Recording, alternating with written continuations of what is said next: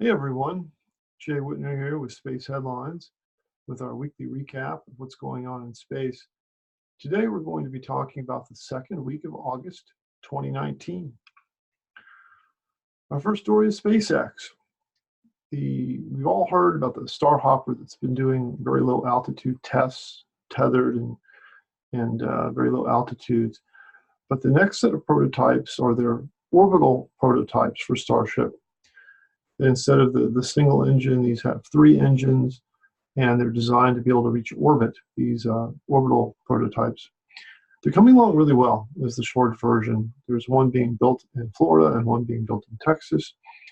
And the efforts are somewhat independent, but they're sharing information with each other so they can benefit from each other's mistakes or opportunities. And Elon Musk is going to do a major presentation on August 24th to let us all know how Starship is coming along. We had a launch of an Atlas V rocket. The rocket carried an Air Force communications satellite up into orbit from Florida's Cape Canaveral Air Force Station. It was what they call an advanced, extremely high frequency communications satellite. This is the fifth one that the Air Force has launched. Another interesting aspect was that this was the second launch from Cape Canaveral Air Force Station in a 36-hour period. So the cadence is really picking up, and there's more to come. So it's good to see that they're able to launch two rockets pretty much right in a row. Sad news on Vector.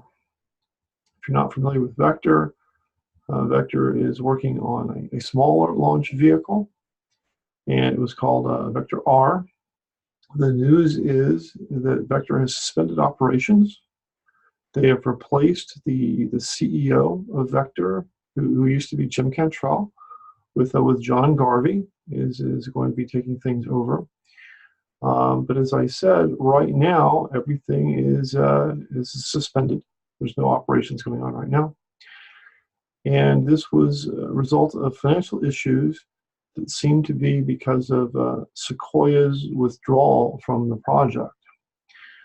Vector had been very successful in the capital markets. They'd raised over $100 million. And this was, I think, a surprise to a lot of people that this happened. The Orion project continues to develop. Of course, the Orion capsule is the companion to the Space Launch System. And the Orion uses a service module for some of its infrastructure, and in terms of today's story, its propulsion. So the service module passed a big test. The engine of the service module had a 12-minute continual burn without any problems, which is very good. And this length of burn would be necessary if they had to do an abort to orbit. So that was part of what they were looking for. In addition to the main engine test, which I just described a little bit, also the auxiliary engines and thrusters were also tested simultaneously. NASA has the beam module up at the International Space Station. This was built by Bigelow Aerospace. And BEAM is Bigelow Expandable Activity Module, is what the acronym stands for. It was sent up to ISS for testing back in 2016, and it's been performing very, very well. They have lots of sensors that they've spent years now examining how the Bigelow module is performing, and it's been holding pressure. It keeps a good temperature in there, and the materials of the beam module are also helping to mitigate the radiation. So less radiation is getting inside that module, so that's good. And that says we want to keep the beam module.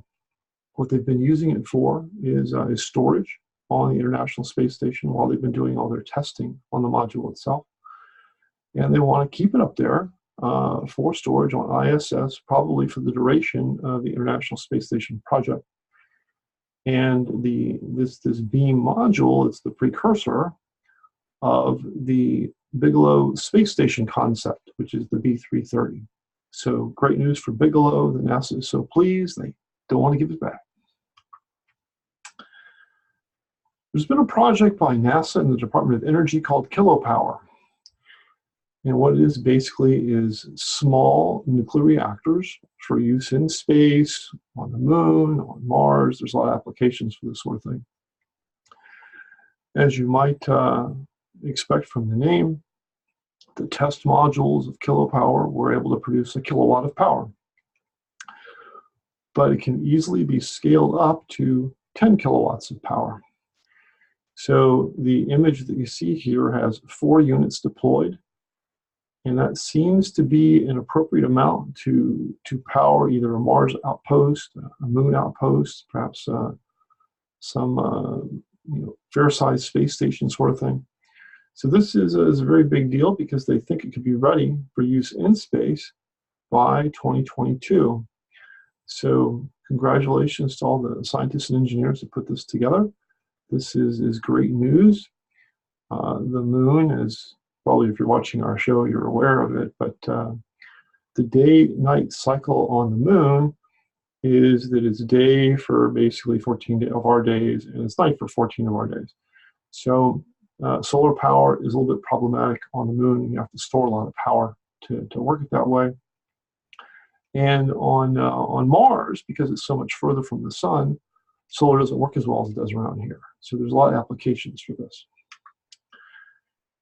Our last piece has to do with Dream Chaser. Dream Chaser, as you might recall, was competing for to be part of the commercial crew playbook, and they lost out to other competitors. But they reapplied later for cargo.